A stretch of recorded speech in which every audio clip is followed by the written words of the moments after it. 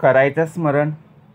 गुरुर्ब्रह्मा गुरुर्विष्णू गुरुर्देहो महेश्वरः सद्गुरु साक्षात परब्रह्म तस्मै श्री सद्गुरुवे नमः.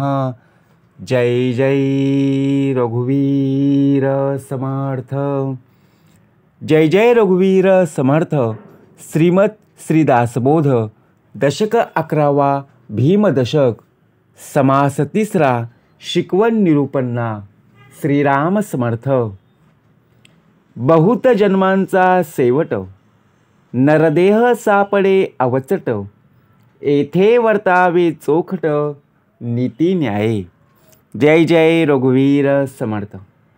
श्री समर्थ कृपेने उत्तमाची सुरुवातच प्रार्थनेने का करून दिली.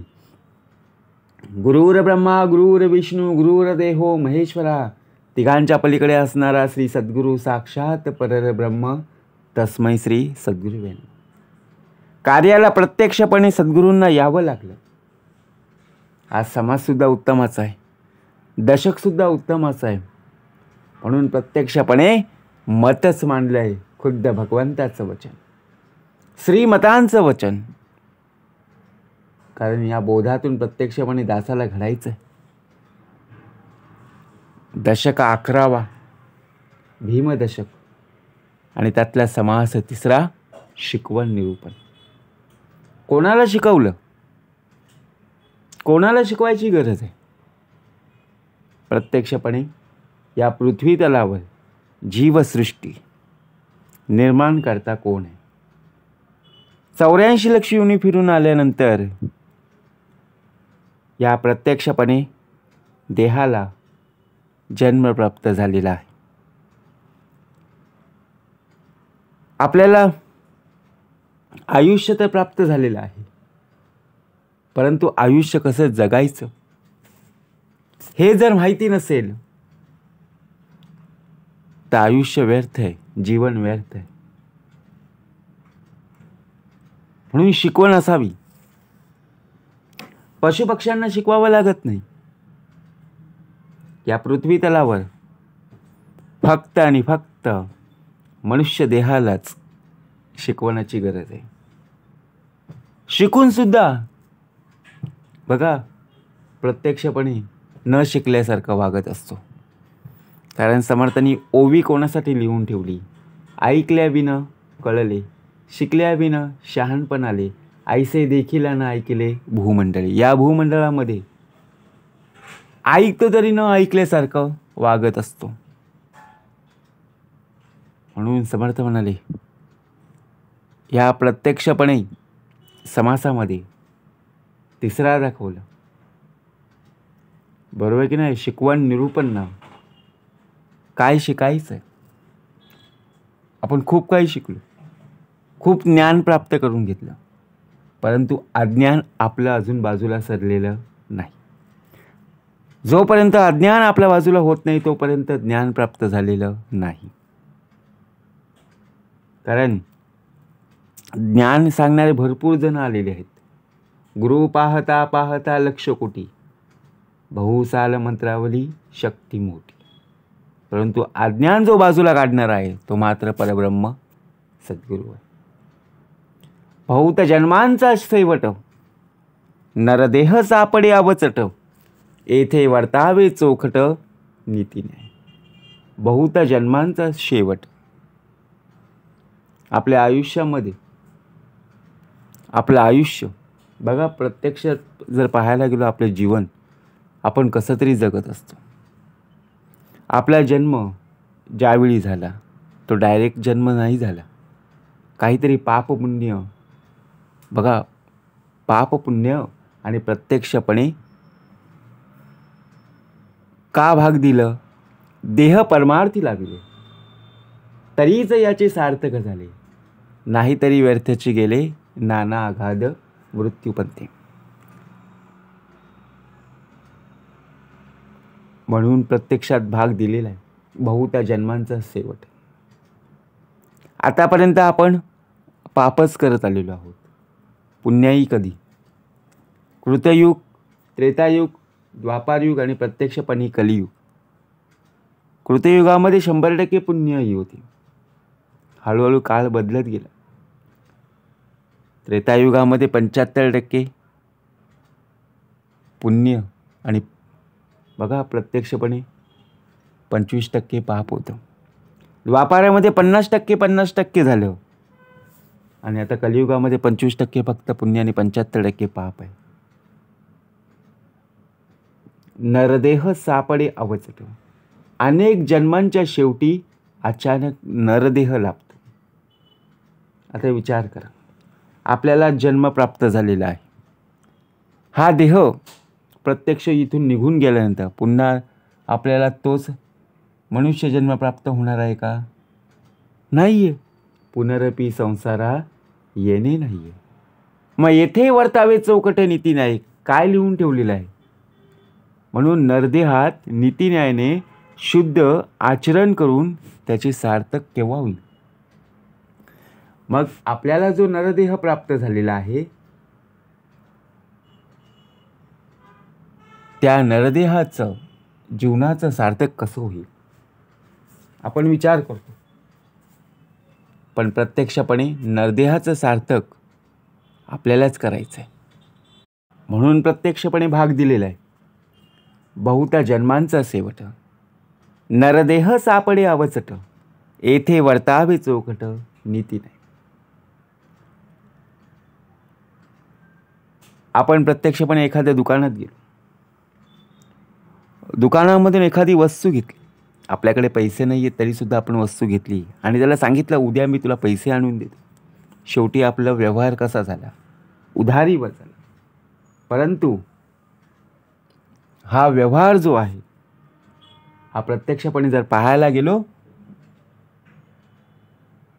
तर समर्थ म्हणाले आता श्रवण केले याचे फळ. क्रिया पालटे तात्काळ तुटे संशयाचे मुळे एकसरा. तात्काळ सांगितलं, आज आणि उद्या नाही. आत्ताच्या या प्रसंगाला आत्ताच्या या घडीला तुला सामर्थ्य प्राप्त आहे. प्रपंच करावा नेमक पाहावा परमार्थ विवेक जेणे करिता उभय लोक संतुष्ट होते. प्रपंच करावा नेमक. आपण बालपण, तारुण्यपण आणि म्हातारपण खूप काही आपण पाहिलं. आपले मित्रपरिवारसुद्धा पाहिले. सर्वात महत्त्वाचं म्हणजे प्रपंच, संसार, परमार्थ. माणसाने प्रपंच ही नीतिनियमाने वागून अगदी व्यवस्थित कर. संसारामध्ये तेवढ्याच ताकदीने आपला देह उभा राहिलाच पाहिजे. ज्याप्रमाणे आपण एखादी वस्तू घेतो बघा, वजन काटा असतो. कुठला? तराजू. एका तराजूमध्ये काय असतं? प्रत्यक्षाने वजन असतं बघा आणि एखाद्या तराजूमध्ये प्रत्यक्षपणे वस्तू असते. बरोबर समप्रमाणात जर झालं तर नक्की संसार सोन्याचा आहे. बरोबर की नाही? म्हणून ज्याप्रमाणे सायकलमध्ये 2 चाकं असतात, परंतु एका सायकलच्या चाकामध्ये जर हवाच नसेल सायकल चालेल का? आपल्याला प्रवास करायचा आहे. प्रवासामध्ये अडथळे येतातच. आपल्याला एखाद्या ठिकाणावर पोहोचायचं आहे. त्या ठिकाणावर आपण लवकर जरी निघालो तरी आपल्याला ट्रॅफिक लागते.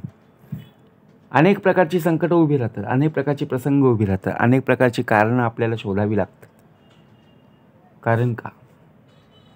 प्रपंच करावा नेमक पाहावा परमार्थ विवेक. आधी परमार्थ संबंधी विचार करावा. आपल्याला ज्याप्रमाणे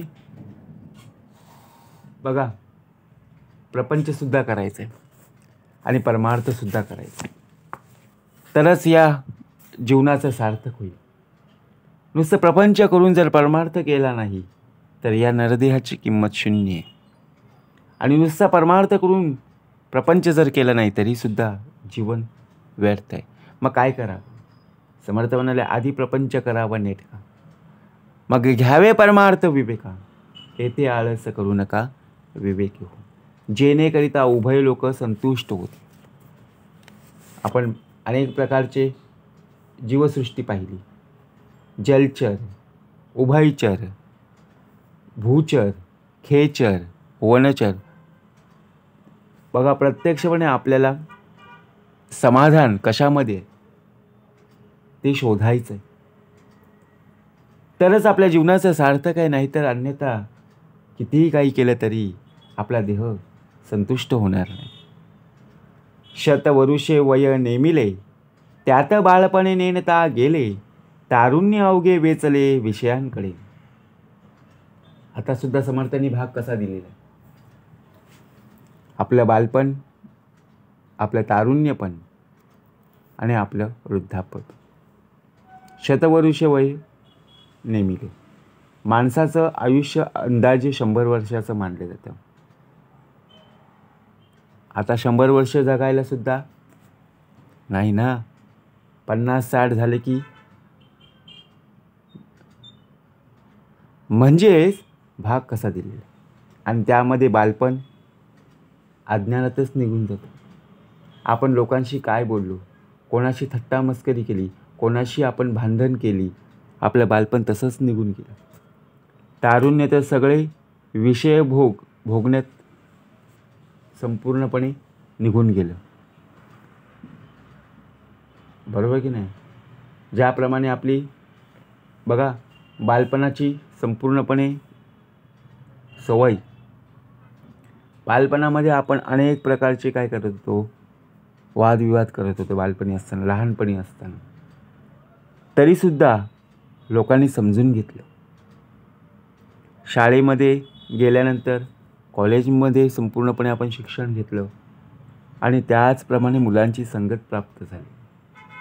त्या संगतीमध्ये अनेक विषय वासनांना आपला देह अडकला आणि शेवटी तारुण्य सरता सरून निघून गेले.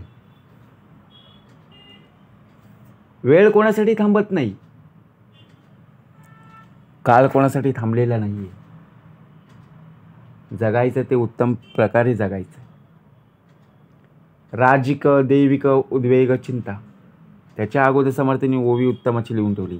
वृद्धपणी नाना रोग, भोगणे लागे कर्म भोग, आता भगवंताचा योग कोणे वेळ. म्हातारपणी देह अनेक रोगांनी जर्जरतो. बघा, त्रासलेला असतो. तूप खाऊन लगेच रूप येईल का हो? नाहीये. आपला देह संपूर्णपणे विषय वासनेमध्ये अडकलेला.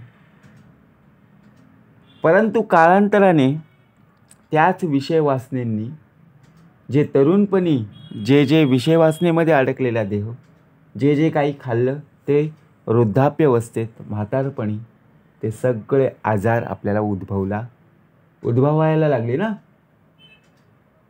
मग अनेक प्रकारचे रोग आहेत, अनेक प्रकारचे आजार आहेत. का झाले? मग तेव्हा वाटतं, अरे हे जर आपण केलं नसतं, हे जर आपण तिथेच टाळलं असतं. वाचून सुद्धा आपण खातो. बघा, प्रत्यक्षपणे काय भाग दिला असेल. भोगणे लागे कर्म भोग, भोग भोगायचेच आहेत, कोणाला सोडलेलं नाही आहेत. बरोबर की नाही.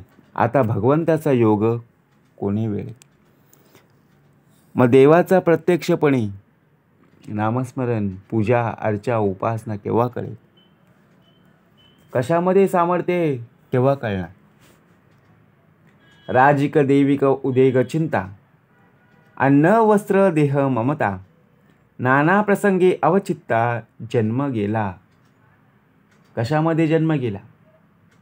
आपण लहानपणापासून सर्व काही आठवायचो, अरे मी हे बनणार, मी ते बनणार, हे बनणार. परंतु आपला देह प्रत्यक्षपणे कशामध्ये गेला?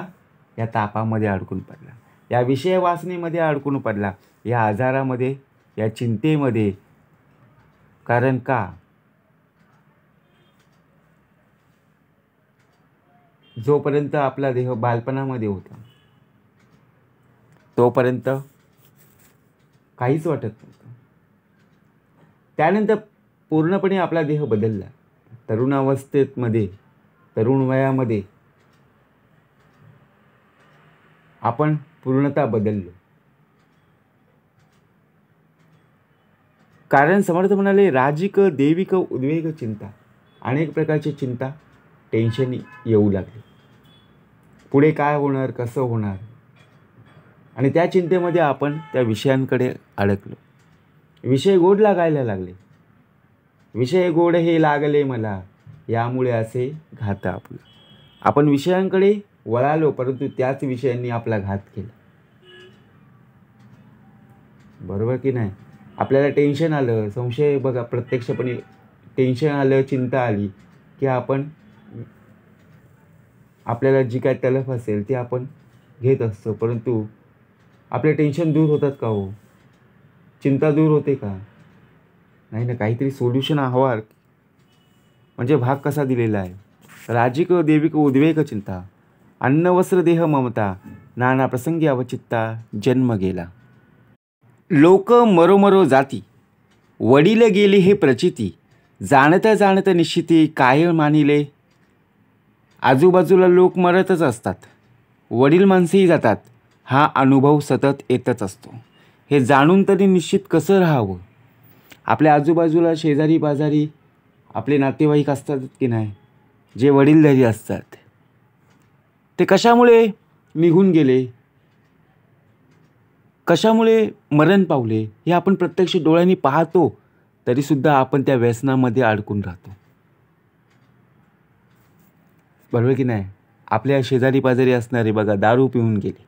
समर्थ म्हणाले, कुणाच्या अंतरी लागेल धक्का, ऐसी वर्तणूक करू नका आणि कोणालाही बोलू नका. कारण आता लगेच राग येतं. परंतु बघा, प्रत्यक्षपणे दारू पिऊन गेले, तंबाखू खाल्ला, त्यामुळे काय आलं? कॅन्सर झालं. विडी सिगारेटमुळे काय झालं? घशामध्ये बघा दम व्हायला लागलं, छातीमध्ये दम व्हायला लागला. अनेक प्रकारचे रोग त्याला जेव्हा व्यसनामध्ये होता तेव्हा नाही, परंतु वृद्धाप्यामध्ये त्याला जाणवायला लागला. त्रास हळूहळू जाणवायला लागला. मग यातून आपल्याला बाहेर काढायचं आहे. आपला देह संपूर्णपणे बाहेर काढायचं. मग कोण काढणार? लोक मरोमरो जाती. कोणी बघा प्रत्यक्षपणे अमरपट्टा लावून आलेला नाही आहे, परंतु जेवढी पुण्याई आहे ना, तेवढी आपल्याला प्रत्यक्षपणे टिकवायची. मग पुण्याई आपल्यामध्ये कशी साठेल? पुण्याईचा जर विचार केला, आपण चुकीचं बोललो तरी पाप जमा होतं. कोणी काय बोललं, राग आला, परंतु प्रत्यक्षामध्ये पुण्याई केव्हा शिल्लक आहे? पुण्याई आपल्याला वाढवायचे. आपले कान उत्तमाचे विचार जेव्हा ऐकतील, ते आपल्या बघा प्रत्यक्षपणे परेमध्ये जेव्हा ते रुजतील, परा पश्यंती मध्यमानी वैखरी, तसा भाग दिलेला आहे.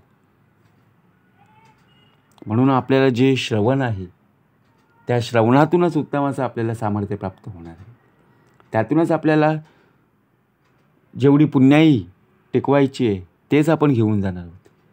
आपण रिकाम्या हाताने आलेलो आहोत ना, मग रिकाम्या हातानेच जाणार आहेत. काय घेऊन जाणार आहेत का? नाही ना. तरीसुद्धा आपण बघा प्रत्यक्ष लोभाच्या मागे लागलेलो आहोत, पैशाच्या मागे लागलेलो आहोत. कसंही करू, पण मला हे मिळालंच पाहिजे, ते मिळालंच पाहिजे, असं आपण करतो, परंतु आपल्याला काही मिळत नाही. मग शेवटी पुण्याई आणि पाप जमा केव्हा होतो? पहावे आपणासी आपण. अग्न गृहासी लागला आणि सावकास निझेला, तो कैसा म्हणावा भला आत्महत्याला.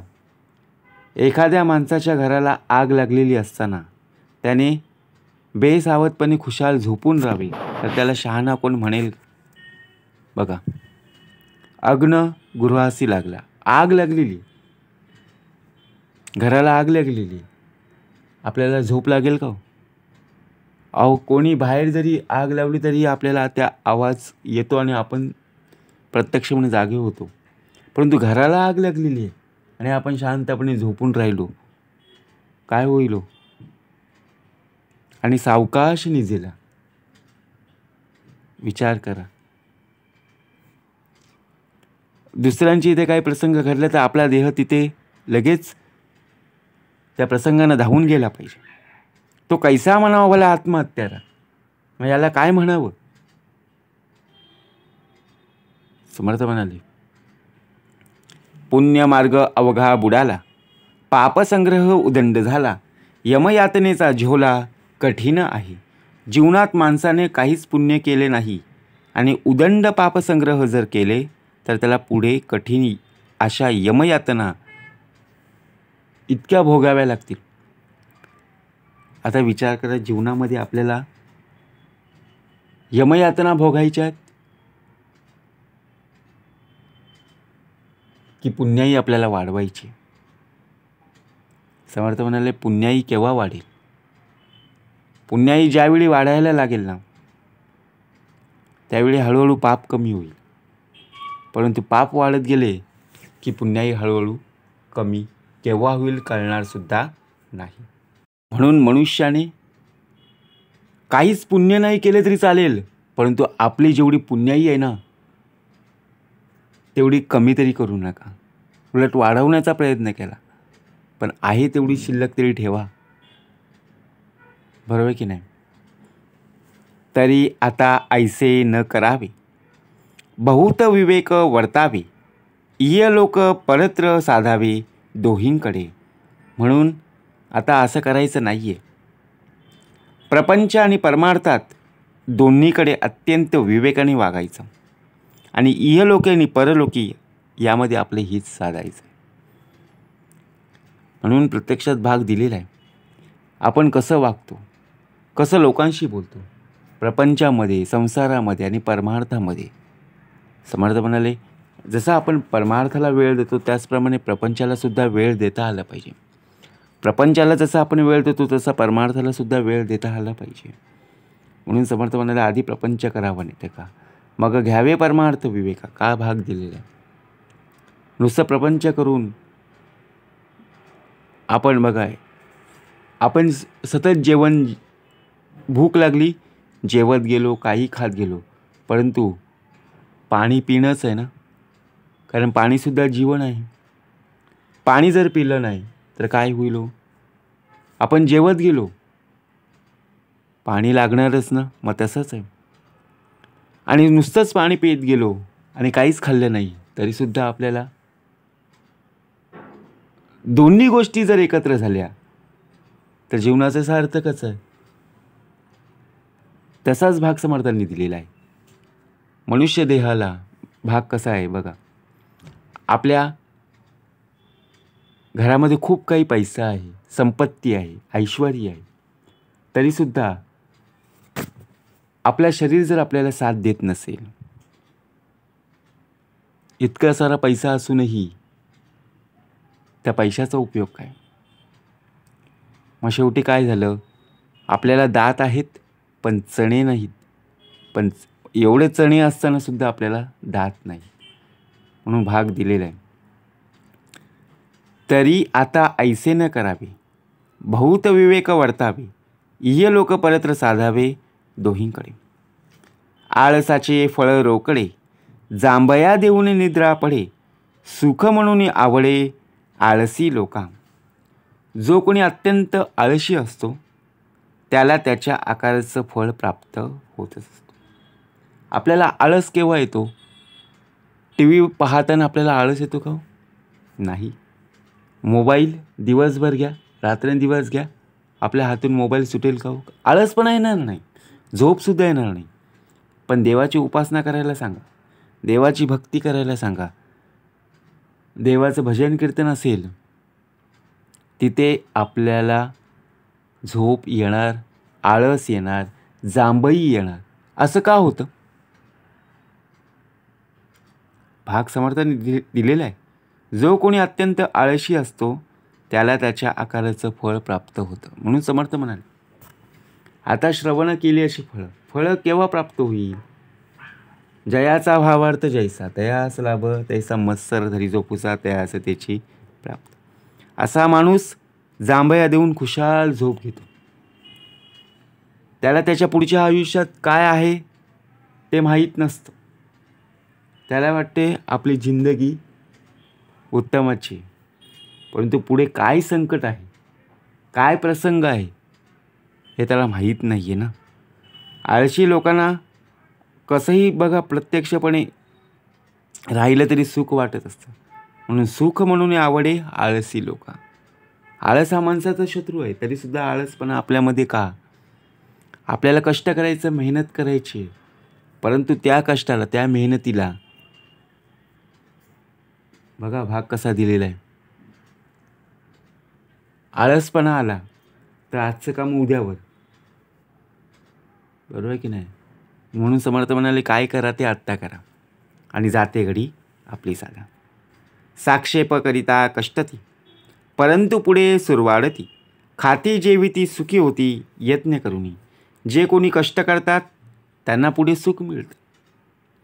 प्रयत्नपूर्वक उद्योग केल्याने ते खाऊन पिऊन सुखी होतात. आता विचार करा, साक्षेप करिता कष्ट. आपलं बालपण गेलं, तरुणावस्थेत, तरुण वयात जर आपण काम केलं, कष्ट केलं, मेहनत केली, तर पुढे आपल्याला कष्ट करायची गरज पडणार नाही. कारण आपण कमावलेला पैसा, त्या कमावलेल्या पैशातून आपण घर खर्च, अनेक प्रकारचं जे काही असेल ते आपण खर्च करू शकतो. आपल्याला त्यावर जास्त त्रास होणार नाही. परंतु जर आपण तरुण वयामध्ये मौज मजा केली तर शेवटी आपलं म्हातारपण बघा, प्रत्यक्षात जर पाहायला गेलो, आपला नरदेह सुखी होणार नाही, समाधानी राहणार नाही. कारण जे कोणी कष्ट करतात त्यांनाच पुढे सुख मिळतं.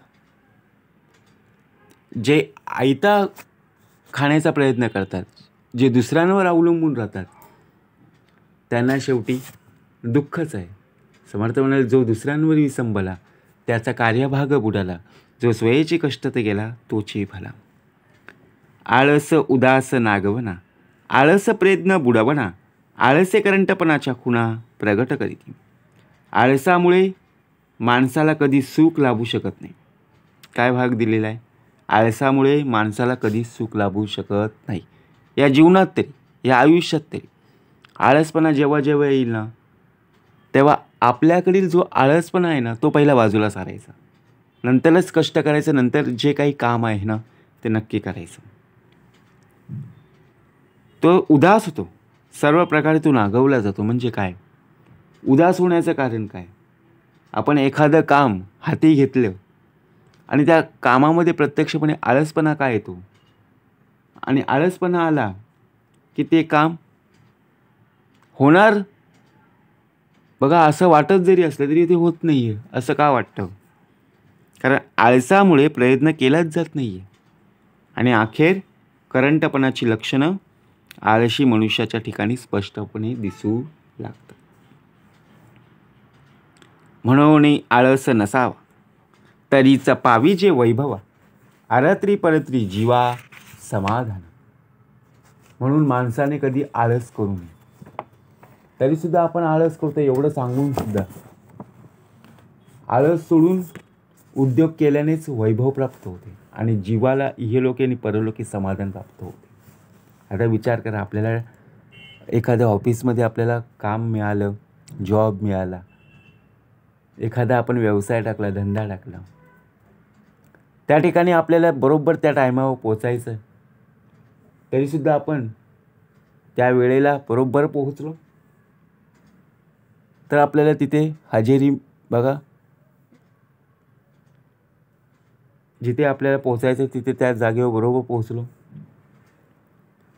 आपला दिवस पूर्णपणे भरलेला आहे, त्या दिवशी आपल्याला पैसे मिळणारच. व्यवसाय असेल, धंदा असेल, त्या ठिकाणी बरोबर आपल्याला दुकान उघडायचं आहे, 7 वाजता टायमिंग आहे, 7 वाजता जर आपण उघडला तर नक्कीच ना. आणि आळसपणा केला, आपण लेट उठलो, 10-11 वाजता उघडला आणि आळसपणा आला, परत संध्याकाळी लवकर बंद केला, तर आपल्याला पैसे मिळतील का हो मनासारखे? नाही ना. म्हणून प्रयत्न करावा तो कोण, हेची ऐका निरूपण, सावध करून अंतकरण निमिष्य ऐकून. मग तो प्रयत्न कोणता करायचा याचं निरूपण आता क्षणभर चित्त एकाग्र करून ऐकलंच पाहिजे. एकाग्र मन, आपल्यामध्ये कोणता आळसपणा येतो आणि कोणते प्रयत्न आपल्याला करायचं हे सावधपणाने एकाग्र होऊन ऐकायचं. प्रातःकाळी उठावे. काय सांगितलं? सकाळी लवकर उठलं पाहिजे. काही पाठांतर करावे. यथाशक्ती आठवावे सर्वोत्तम. रोज प्रातःकाळी उठायचं. आपली दिवसाची सुरुवात ही लवकर प्रभातकाळी असली पाहिजे, उशिरा नाही. नित्य काही पाठांतर करावे. आता काय पाठांतर करायचं?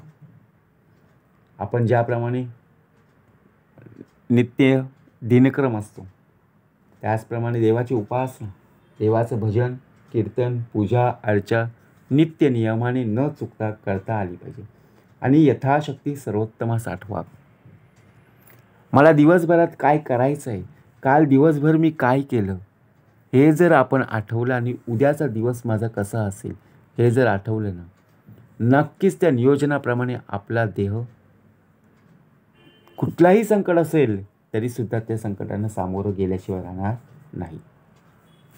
मग दिशेकडे जावे, जे कोणासीच नव्हे ठावे, शौच आचमन करावे, निर्मळ जळ.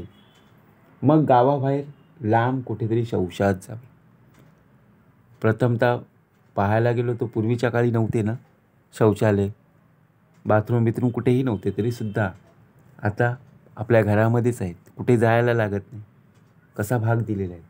मग स्वच्छ पाण्याने हातपाय धुवून आचमन करावे. ओम केशवाय नमः, ओम माधवाय नमः.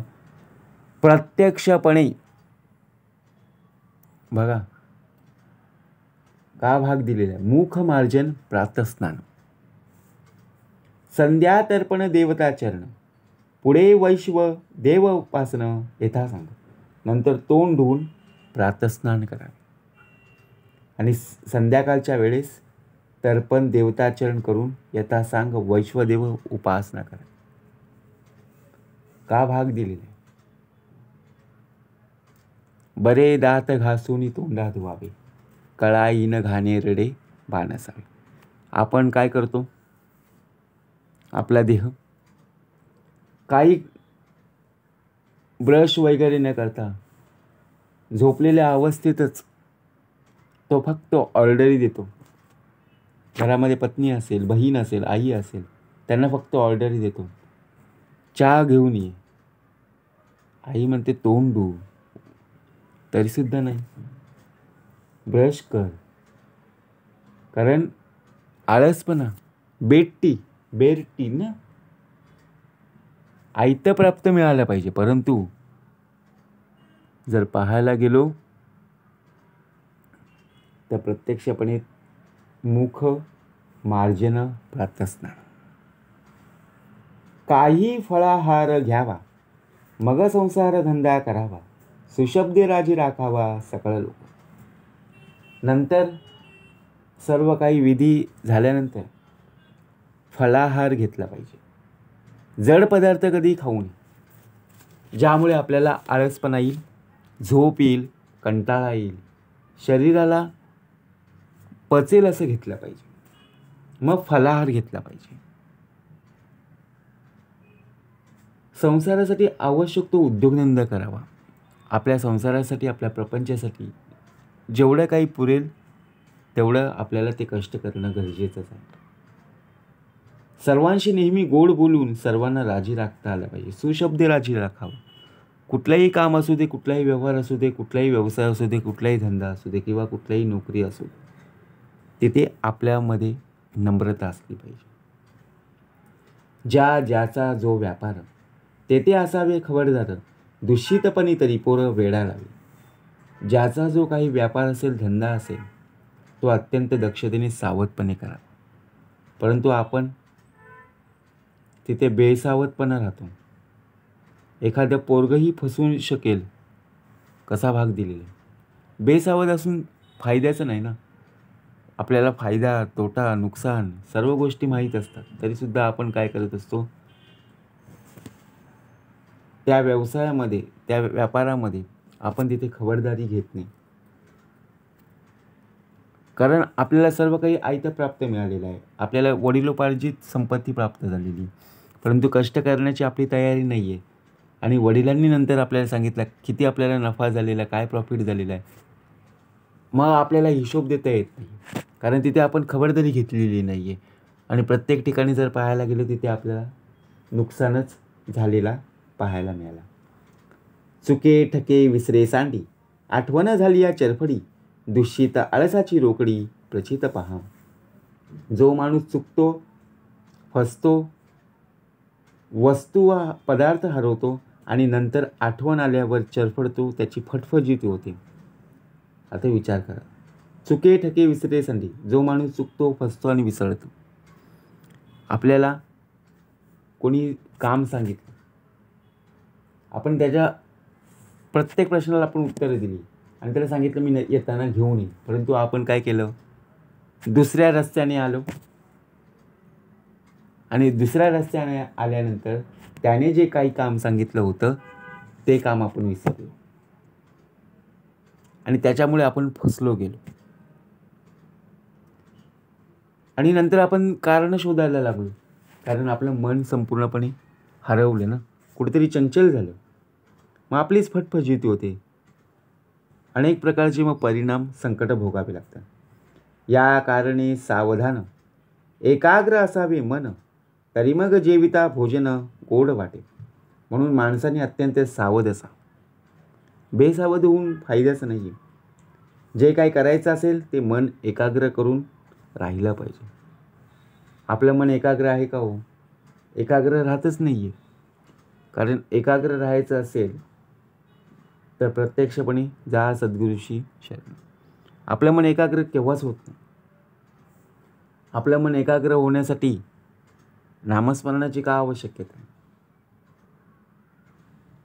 आपला जरी देह इथे असला तरी सुद्धा आपलं मन संपूर्णपणे दुसरीकडे. अशा रीतीने उद्योगधंदा व्यवस्थित करून घरी आल्यावर भोजन केले असता गोड लागते. जर आपल्याला त्या व्यवहारामध्ये, धंद्यामध्ये उत्तम प्रकारे नफा झाला, मन एकाग्र होऊन जर आपण तो व्यवहार पार पाडला, तर नक्की संध्याकाळचं जेवणसुद्धा आपल्याला गोड लागतं की नाही. नाहीतर त्या संसारामध्ये, त्या व्यवसायामध्ये जर लॉस झालो, मन चंचल नसेल, तर शेवटी जेवण गोड लागेल का हो? कितीही गोड काही असू दे, परंतु गोड लागणार नाही. पुढे भोजन झाली आवरी, काही वाची चर्चा करी, एकांती जाऊन विवरी नाना ग्रंथ. मग पुढे जेवण झाल्यानंतर अनेक चांगल्या ग्रंथाचं वाचन करावं. आता जेवण झाल्यानंतर आपण काय करतो, हातामध्ये मोबाईल घेतो, टी व्हीचा रिमोट घेतो आणि बघत बसतो. त्यावर चर्चा करावी, त्या ग्रंथामध्ये काय दिलेलं, सकळ ग्रंथांचं सार आपल्याला वाचता आलं पाहिजे. नंतर एकांतात त्यावर मनन चिंतन करायचं की या ग्रंथामध्ये काय दिलेलं आहे. एखादं पुस्तक आपण वाचत असताना त्याचा अर्थ समजून घेतला, महत्त्व समजून घेतलं तरच त्याचा उपयोग आहे. नुसतं वाचत राहिलो तर त्याचा उपयोग होणार नाही. तरीचा प्राणी शहाणा होतो, नाहीतरी मूर्खची राहतो, लोक खाती आपण पाहतो दैन्यवाना. याप्रमाणे माणूस शहाणा केव्हा होईल? नाहीतर तो मूर्खच राहील ना. मग लोक खात पीत असताना त्यांच्याकडे आषाढ भूतासारखा दैन्यवान पाहत राहतो. आता हॉटेलमध्ये गेलो, हॉटेलमध्ये सर्वजण लोक खात पीत बसलेले आहेत आणि आपल्याकडे पैसे नाहीत आणि आपण त्या टेबलावर जाऊन बसलो. आपण काही ऑर्डर केलेली नाही. लोक काय खातात, काय पितात, त्यांच्याकडे आपण पाहत बसलो. तर शेवटी काय आहे, आपण कष्ट केलेले नाहीत, आपण मेहनत केलेली नाही, तर आपल्याला पैसे कुठून प्राप्त होणार, याचा विचार आपण प्रथमतः केला पाहिजे. ऐकस देवपणाचे लक्षण, रिकाम्या जाऊन दीक्षण, प्रपंच व्यवसायाचे ज्ञान बरे पाहे. आता भाग्यवंताचं लक्षण ऐकलं पाहिजे. एक क्षणभरही रिकामं बसून राहायचं नाही आहे. प्रपंचासाठी जो व्यवसाय करतो त्याचं ज्ञान संपादन केल्याशिवाय आपलं जीवन सार्थकी लागणार नाही. काही मिळवी मग जेवी, गुंतल्या लोकांचं उगवी, शरीरकारणी लावी काहीतरी. मग काही ना काही काम केल्याशिवाय, जो खात नाही, जो पित नाही, अडलेल्या नडलेल्या लोकांना जो यथाशक्ती मदत करीत असतो, असा मनुष्य खरोखरच आपल्या देहाचं सार्थक करत असतो. काही धर्मचर्चा पुराण, हरिकथा निरूपण, वाया जाऊ निरीक्षण दोहींकडे. जो रोज काही ना काही धर्मचर्चा करत असतो, पुराण श्रवण करत असतो, हरिकथा अध्यात्म निरूपण यात वेळ घालवतो आणि प्रपंच परमार्थ दोन्हीकडे तो एक क्षणही वाया जाऊ देऊ नाही. ऐसा जो सर्व सावध, त्यास काहीचा असेल खेद. विवेक तुटेला संबंध देहबुद्धीचा. सर्व विषयांबाबत अत्यंत सावध असतो, त्यास खेद होईलच कसा. सारासार विचाराने तो देहबुद्धीचा संबंध तोडून टाकतो. आहे ते तुके देवाचे, ऐसे वर्तने निश्चयाचे. मूळ तुटे उद्वेगाचे, येणे रीती. आपलं कुठं आहे? सर्व काही देवाचं आहे. जे काही आहे ते सर्व देवाचंच आहे असा त्याच्या बुद्धीचा ठाम निश्चय झालेला असतो व त्यास अनुसरून तो वागत असल्याने उद्वेगाचे मूळ कारण नाहीसच होते. प्रपंची पाहिजे सुवर्ण, परमार्थी पंचीकरण. महावाक्याची विवरण करिता प्रपंच उत्तम प्रकारे होण्यासाठी सुवर्णाची म्हणजे पैशाची आवश्यकता असते, तर परमार्थासाठी पंचीकरण जाणून घेणे आवश्यक असतं. यानंतर तत्वमसी इत्यादी महावाक्यांचे मनन निजध्यास म्हणजे विवरण केले असता मोक्ष प्राप्त होतो. कर्म उपासना आणि ज्ञान येणे राहे समाधान.